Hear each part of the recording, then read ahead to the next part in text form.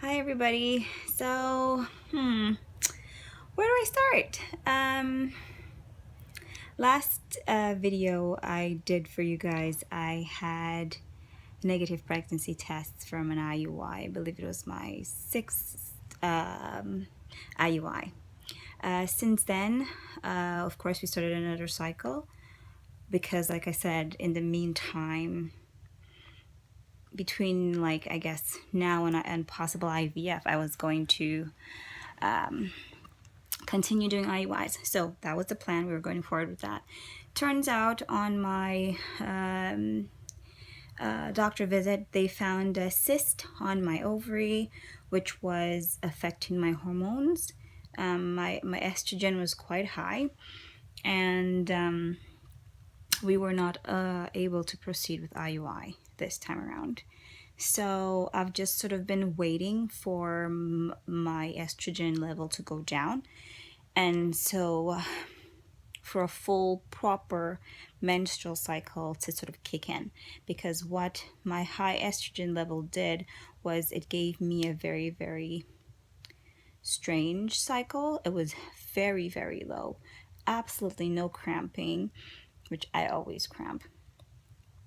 No cramping, nothing, just like a very sort of light cycle, and it lasted for like 2.5 days. That's never happened. So not unless I had my IUD in. That's when those sort of things happen, but not since having it out has this happened. So that's kind of what the high estrogen did to my cycle. So we're sort of waiting for that to sort of even out. On the very day that my nurse called me to tell me, hey, have you been experiencing sort of a weird cycle? I said yes. And she said, well, this is why, right? The following day, I was a little confused as to what to do because she was telling me my next cycle, but at the same time she was saying in the next few days. That bit of confusion came in the same day of my exam, where they call you and update you and let you know what's going on. Well, I kind of left that conversation, but then after a while, I'm like, wait a minute, this is confusing. Like, what exactly is she trying to tell me? Is my period gonna come in the next few days, like properly? Or is she talking about next cycle as in next month cycle, right? So then I called, didn't get her, left a message. She called me back the following day and sort of clarified. It's possible that, your cycle could start up again in the next few days, or it could just remain as it is. You ovulate, or oh no, she didn't say I could ovulate, but in my head I'm thinking maybe I'll ovulate and then have a fresh cycle if I didn't get pregnant, whatever, right? But all that was concerning me is, okay, it might happen in the next few days or next cycle. Okay, fine. In that same conversation, the woman tells me, I hate to say the woman, but it's like I'm a little freaked out.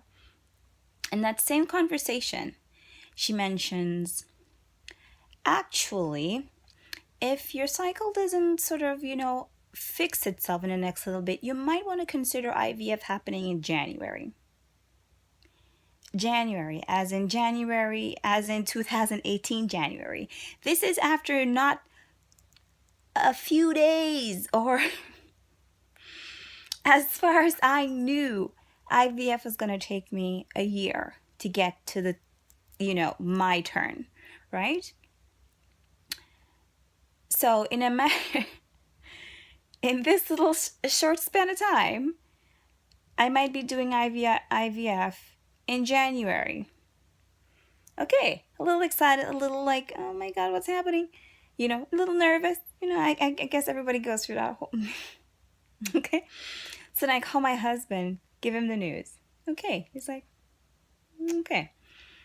The following day, and I kid you not, I mean, the following day, I get another phone call.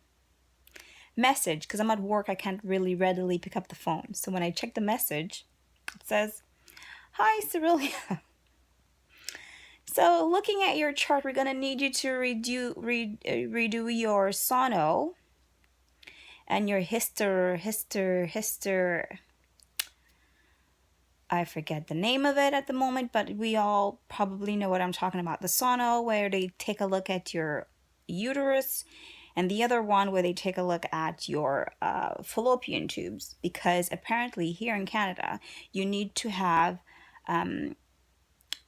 you need to have your those two tests done within a year of having your IVF. So since I had started with them in 2015 when I last did it, I would need to like do the test again to make sure everything was okay before my IVF started in January, right? Now, mind you, I say January.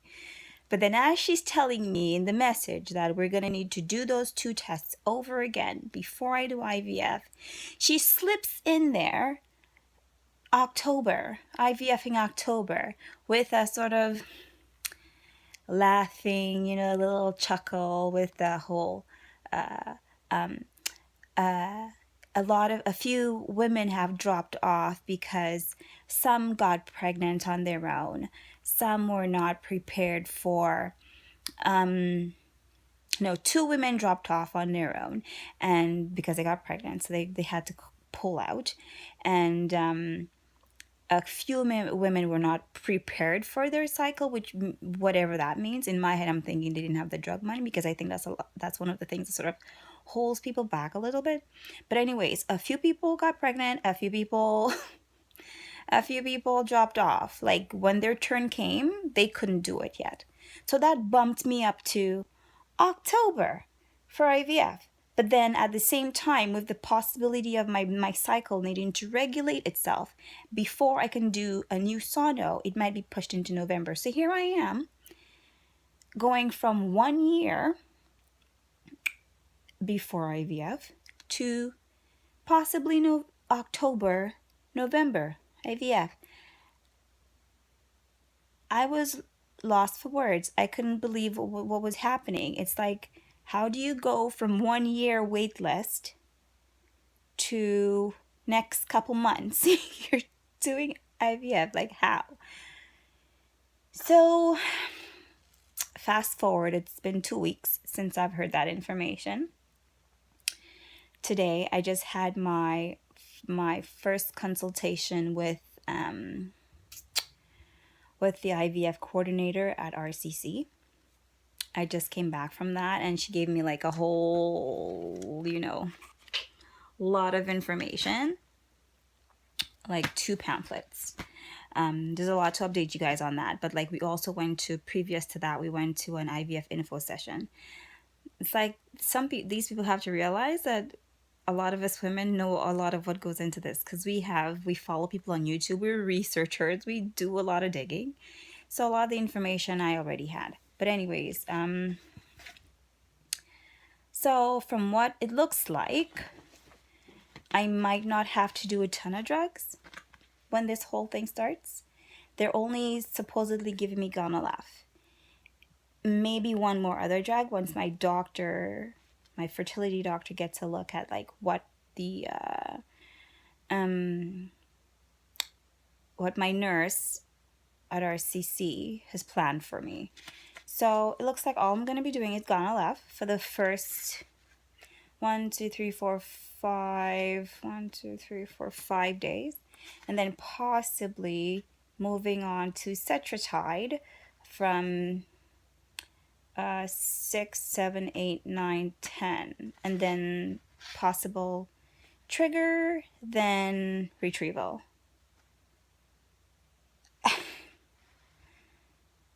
I just feel like this is moving so fast. Like, I don't know what to do. Like, it's not like I'm not going to do it. I'm going to do it. I've signed the consent form for funding, because if you haven't heard me say this before, Canada funds your first cycle of IVF, so all you have to pay is your drugs. So everything else is covered, even your transfers, even multiple transfers is covered. So I asked her a lot of questions about ICSI, and they're not going to recommend ICSI for me, quite possibly because my husband doesn't have any issues with motility or morphology or any sort of issues with his sperm. So they're probably not going to do ICSI for me, even if I want them to. she's saying that it's a little more risky for the eggs to do that because they have to sort of break into the egg to do that. So they only do it when they absolutely have to. That if your husband has issues with sperm issues, or male factor infertility, then they do that. But if everything looks good, they're not going to ICSI, which was disappointing because I really would have preferred if they could just like, get that in there. But no. And PGS testing, I asked about that too, and they're going to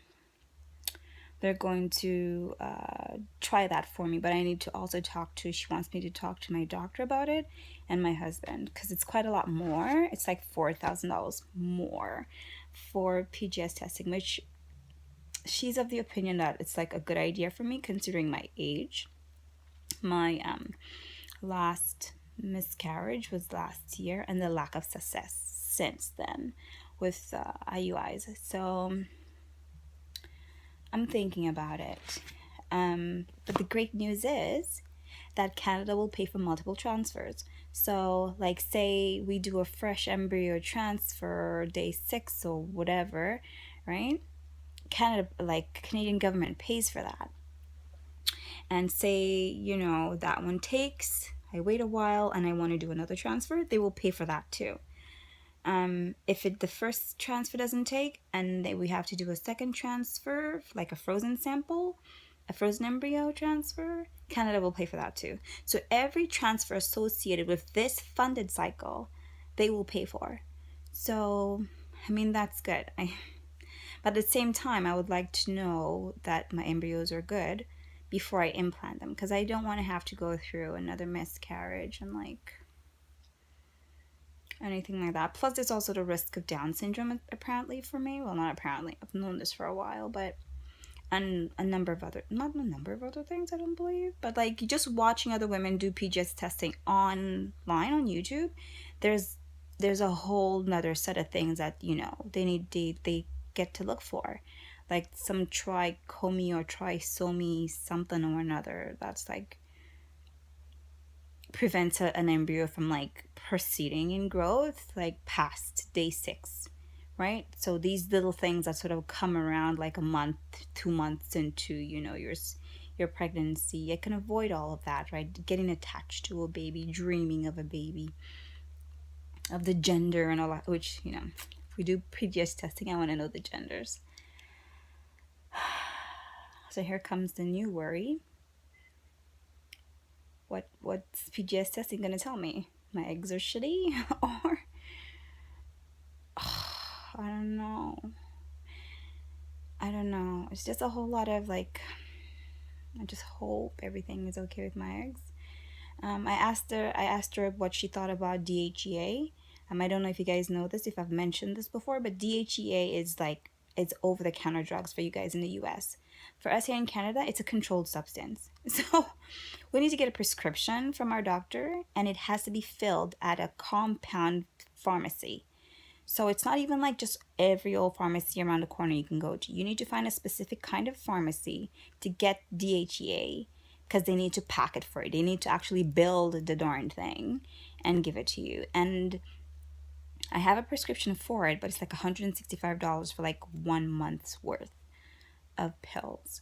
So I asked her like, what she thought of it. She's like, some people see success with it, some people don't. It's sort of like a toss up. But she was like, COQ10. And I told her, well, I'm taking already ubiquinol. And she said that was good. She thinks that's good. So I don't know, ladies. If anybody comes across this who has any experience with DHEA, let me know what you think of it, what it did or didn't do for you. And ubiquinol. I'm taking ubiquinol rather than COQ10, which I think is like more readily sourced by the body than the COQ10. I'm not sure, but I think that's what I've read. So anyways, people, that's the update. Here is the update, everything for you. Like, quite possibly I will be doing Ghana Left shots mid-October of next month. And possibly if no PGS testing doing my first transfer November. If we do PGS testing in Canada, apparently it takes a little longer. No, it doesn't take longer, but like considering like waiting and then prepping my body for the transfer, they're saying it might take me into January because there's like a break. The facility clinic takes a break in December, which I mean, they're entitled to, everybody is. So it might not happen until December should I decide to, go with PGS testing, which I think I'm definitely gonna do that. So yeah, so here we are, ladies and men who are watching this. I've checked, and I think a few men watch. So whether you're prepping for what your husband might be, your wife might be going through, or your surrogate might be going through, or what your girlfriend might possibly go through, like kudos to you, for you men, and who watch, and you know try to get an idea of what us women go through. I mean, that's amazing. I was very surprised, and I'm very proud of the men for doing that, it's really great. But anyways, not to ramble on, that's the end of my update. Should anything crop up anytime soon, I'm spotting already, so hopefully my sauna will take place soon. Yeah, but that's the end of that.